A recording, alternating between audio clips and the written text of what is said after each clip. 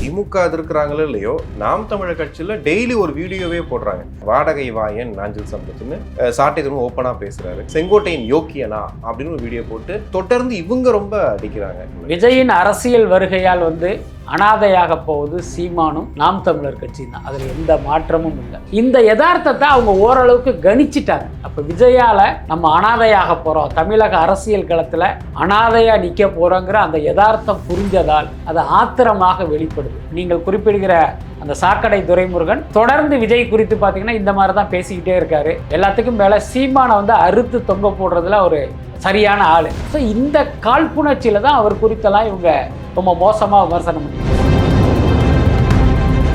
நீங்க தான் சொன்னீங்க அடுத்தடுத்து தாவேக்கால பெரும் புள்ளிகள் சேர போறாங்கன்னு. இன்னைக்கு வரும்போது பார்த்துட்டு வரேன், வைத்தியலிங்கம் வர போறாரு, ஓபிஎஸ் ஆதரவாளர் அப்படிங்கிறாங்க. வருகிற எல்லாரையுமே நம்ம கட்சியில் இணைக்கக்கூடாது. அவங்களுடைய ட்ராக் ரெக்கார்டு என்ன, இவர்கள் பொது வாழ்க்கையில் எப்படிப்பட்டவர்கள் அப்படிங்கிற விஷயங்களை எல்லாம் அலசி ஆராய்ந்து தான் நம்ம கட்சியில் சேர்த்துக்கணும். முக்கியமாக அந்த பதவியெல்லாம் அந்த அடிப்படையில் கொடுக்கணுங்கிறதுல அவர் உறுதியாக இருக்கார். அதனால் நிறைய அப்ளிகேஷன்ஸ் இருக்குது. இப்போ டிசம்பர் 16 ஈரோட்டில் ஒரு பெரிய பொதுக்கூட்டம் பிளான் பண்ணியிருக்காங்க. அது 25,000 பேர் வரதா சொல்லியிருக்காங்க. செங்கோட்டையனுடைய மேற்பார்வையில் அந்த கூட்டத்தை நடத்திட முடியும்னு விஜய்க்கு ஏற்பட்ட நம்பிக்கையினுடைய வெளிப்பாடு தான் ஈரோட்டில் பண்ணுவோம். ஆமாம், ஈரோட்டில் பண்ணும்போது நீங்கள் சொன்ன மாதிரி ரெண்டு விஷயம். ஒன்று, தாவேக்காவுக்கு ஏற்கனவே அப்படி ஒரு திட்டம் இருந்தது.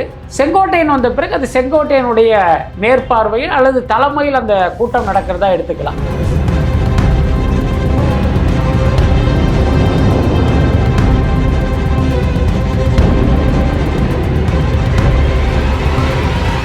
உலகெங்கும் வாழும் தமிழ் நெஞ்சங்களுக்கு கிறிஸ்டியின் அன்பு வணக்கம். நம்மோடு சினிமா விமர்சகர் வலைப்பேச்சு பிஸ்மி இணைஞ்சிருக்காரு. வணக்கம் சார். வணக்கம். திமுக இருக்கிறாங்களோ இல்லையோ, நாம் தமிழர் கட்சியில டெய்லி ஒரு வீடியோவே போடுறாங்க. இப்போ நாஞ்சில் சம்பத் சேர்ந்த உடனே வாடகை வாயன் நாஞ்சில் சம்பத்னு சாட்டை திரும்ப ஓப்பனா பேசுறாரு. இன்னொரு பக்கம் அவர் செங்கோட்டையின் யோக்கியனா அப்படின்னு ஒரு வீடியோ போட்டு தொடர்ந்து இவங்க ரொம்ப அடிக்கிறாங்க. என்ன பிரச்சனை நாம் தமிழர்? விஜயின் அரசியல் வருகையால் அனாதையாக போவது சீமானும் நாம் தமிழர் கட்சி தான். அதில் எந்த மாற்றமும் இல்லை. இப்போ பார்த்தீங்கன்னா நாங்கள் 36 லட்சம் வாக்குகள் வாங்கியிருக்கோம் அப்படின்னு அப்படி முஷ்டியை மடக்குகிற சீமானுக்கு அதுதான் அதிகபட்சம். ஏன்னா இனிமேல் பார்த்தீங்கன்னா ஒரு 5 லட்சம் 6 லட்சம் வாக்குகள் கூட வாங்க முடியாது. இந்த யதார்த்தத்தை அவங்க ஓரளவுக்கு கணிச்சிட்டாங்க. அப்போ விஜயால் நம்ம அனாதையாக போகிறோம், தமிழக அரசியல் களத்தில் அனாதையாக நிற்க போகிறோங்கிற அந்த யதார்த்தம் புரிஞ்சதால் அது ஆத்திரமாக வெளிப்படுது. நீங்கள் குறிப்பிடுகிற அந்த சாக்கடை துரைமுருகன் தொடர்ந்து விஜய் குறித்து பார்த்தீங்கன்னா இந்த மாதிரி தான் பேசிக்கிட்டே இருக்காரு. நான் கூட பார்த்தேன், நாஞ்சில் சம்பத்தை இன்னோவா சம்பத் அப்படின்னு ஒரு நக்கலாக அவங்க பேசுகிறாங்க. நீங்கள் யோசிச்சு பாருங்கள், தமிழ்நாட்டு அரசியல்வாதிகளில் ஒரு சாதாரண கவுன்சிலர் கூட 10 இன்னோவா கார் வச்சுருக்கான் இல்லையா?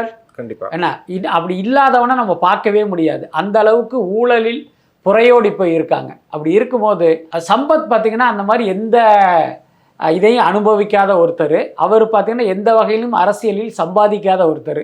இன்னும் சொல்ல போனால் அந்த இன்னோவா கார் இல்லை அப்படின்னா அவரால் ஒரு சொகுசு கார் வாங்கியிருக்கவே முடியாது. ஸோ அந்த அளவுக்கு ஒரு அரசியலில் ஒருத்தர் இருக்கார் அப்படின்னா அவர் எவ்வளவு தூய்மையான அரசியல்வாதியாக இருக்கணும்.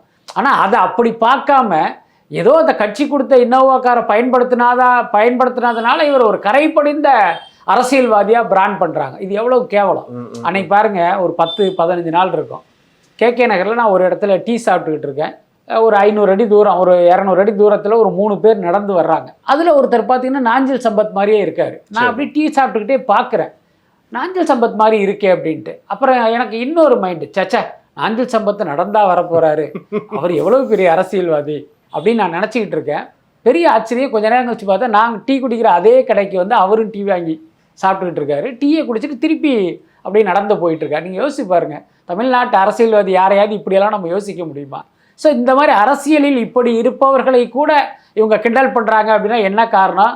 ஸோ இப்போ நாஞ்சில் சம்பத் தாவேக்காவுக்கு போனால் தாவேக்காவுக்கு அது ஒரு பெரிய ப்ளஸ்ஸு. ரொம்ப வெளிப்படையாக சொல்லணும்னா தாவேக்காவில் ராஜ்மோகன் தவிர வேற யாரும் ஒரு பெரிய பேச்சாளர்கள் கிடையாது. அப்போ நாஞ்சில் சம்பத்துங்கிறது அந்த கட்சிக்கு கிடைத்த ஒரு மிகப்பெரிய கொடை. அப்போ அவர் கூட்டத்தில் போய் பேச ஆரம்பித்தா அதுவும் கூட அந்த கட்சிக்கு கூடுதல் வாக்குகளை கொடுக்கும். எல்லாத்துக்கும் மேலே சீமானை அறுத்து தொங்க போடுறதுல ஒரு சரியான ஆள். ஸோ இந்த காழ்ப்புணர்ச்சியில் தான் அவர் குறித்தெல்லாம் இவங்க ரொம்ப மோசமாக விமர்சனம் பண்ணிக்கிட்டு இருக்காங்க. ஓகே, இந்த தற்கூறிங்கிறத தாண்டி அதுக்கு ஒரு ஆள் வேற போட்டிருக்காங்க அப்படிங்கிறது. இன்னொன்று இவர் நாஞ்சில் சம்பத் கொஞ்ச நாள் முன்னாடி பேசின வீடியோ, விஜய் தற்கூரி தவக்கலைன்னு சொன்ன வீடியோலாம் இப்போ ட்ரெண்டாகவும் பார்த்துட்டு இருக்காங்க. ஸோ இதை எப்படி சார் எடுத்துக்கிறது? ஏன்னா கொள்கை கோட்பாடெல்லாம் தாண்டி இதையும் பேசுகிறாங்கல்ல. ஏங்க அரசியல்வாதிகள் இன்னைக்கு ஒரு கட்சியில் இருப்பாங்க என்ன, அப்போ வந்து இந்த எதிர்க்கட்சியை திட்டுவாங்க, நாளைக்கு அந்த கட்சியிலேயே போய் சேருவாங்க. அதுக்கு நிறைய உதாரணங்கள் இருக்கு.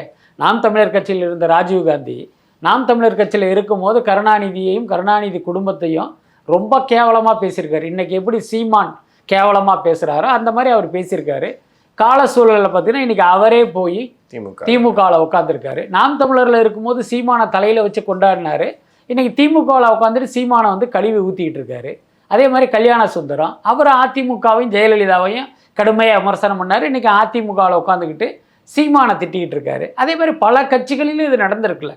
அதனால் இது ஒரு பெரிய விஷயமே இல்லை. இன்னொன்று நாஞ்சில் சம்பத் உங்களுக்கு தெரியும், மதிமுகவில் இருக்கும்போது திமுகவை கடுமையாக விமர்சனம் பண்ணார். அப்புறம் ஒரு கட்டத்தில் பார்த்தீங்கன்னா உதயநிதியையே ஆதரிக்கிற மாதிரியெல்லாம் அவர் பேசியிருக்காரு. அதனால் இது வந்து நிரந்தரமானதெல்லாம் கிடையாது. அதுக்கடுத்து ஒரு அரசியல்வாதிகளுடைய பேச்சு வந்து நீங்கள் ஏன் வேத வாக்கா எடுத்துக்கிறீங்க? இல்லை, ஒரு பட்டிமன்ற பேச்சாளர் மாதிரி தான் அவங்களுக்கு கொடுக்கப்பட்ட தலைப்புக்கு நேர்மை செய்வது மாதிரி அவங்க பேசுவாங்க. அதான பட்டிமன்ற பேச்சாளருடைய வேலை.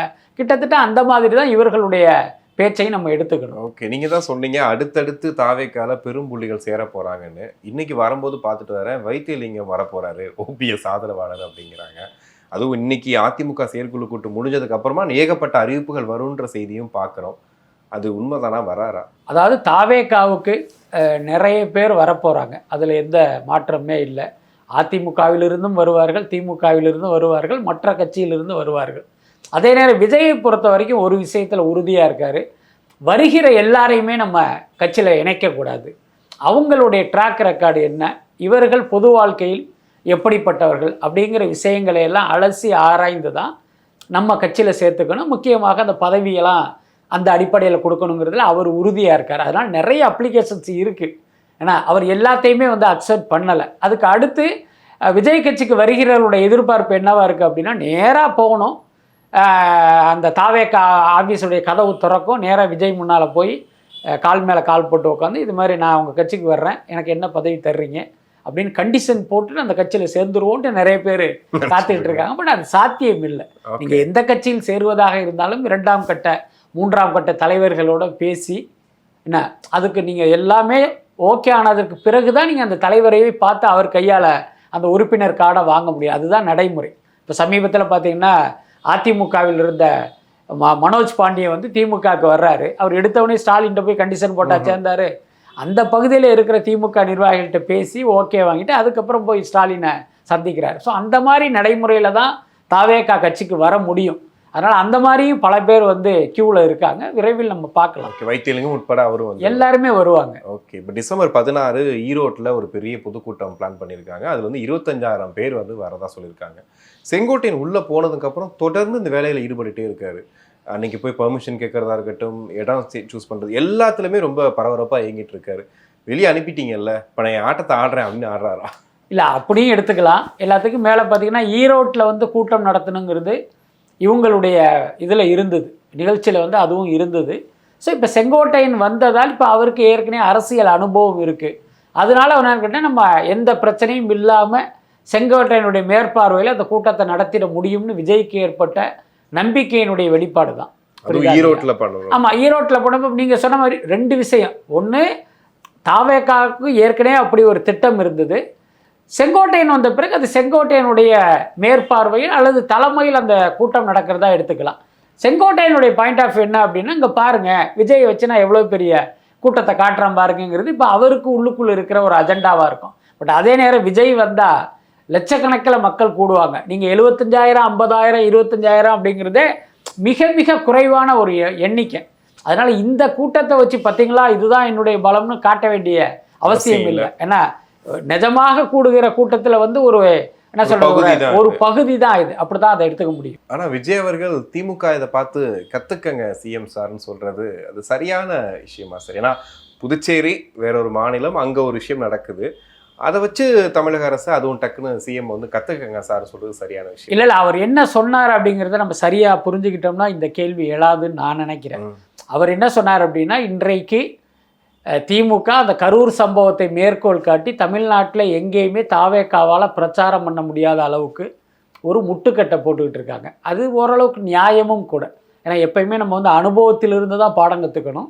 கரூரில் அப்படி ஒரு சம்பவம் நடந்துருச்சு.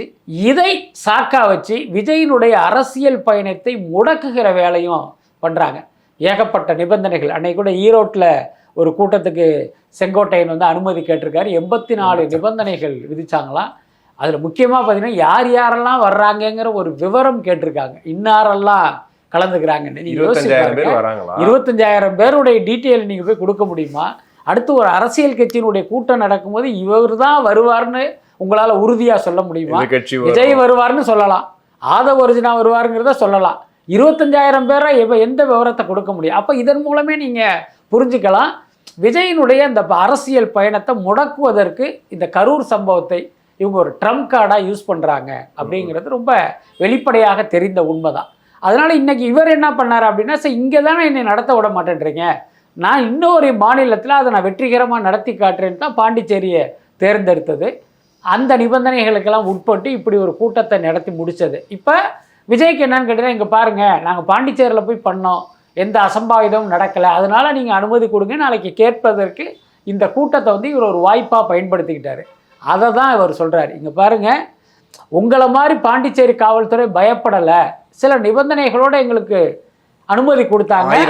ஆமாம், அதை வந்து இன்னொன்று பார்த்தீங்கன்னா அவங்க அந்த அளவுக்கு பாதுகாப்பு கொடுத்தாங்க. நாங்கள் எந்த அசம்பாவிதம் இல்லாமல் இந்த கூட்டத்தை நடத்திட்டோம். ஸோ இவர்களை பார்த்து நீங்கள் கற்றுக்கங்கன்னு அவர் சொல்கிறார். அதுதான் அவர் சொல்ல வர்ற விஷயம்.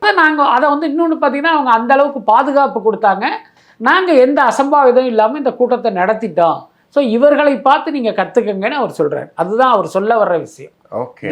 ஆனால் ரொம்ப பயந்து இருந்தாங்க சார். காவல்துறையே பார்த்தீங்கன்னா எந்த ஒரு சின்ன விஷயம் நடந்துடக்கூடாதுன்றதுக்காக ஃபுல்லாடி ஒரு மீட்டிங் போடுறாங்க, பின்னாடி ஒரு மீட்டிங் போடுறாங்க.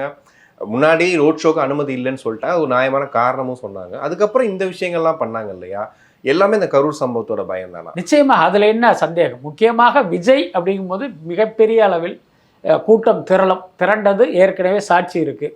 என்ன பல உதாரண சம்பவங்கள் இருக்குது. அப்படி இருக்கும்போது அப்படி திரண்ட கூட்டத்தில் தான் இந்த 41 உயிரிழப்பும் நடந்திருக்குங்கும் போது இப்போ நிச்சயமாக காவல்துறைக்கு வந்து ஒரு பதட்டம் தான். நீங்கள் கூட ஒரு காணொலி பார்த்துருப்பீங்க.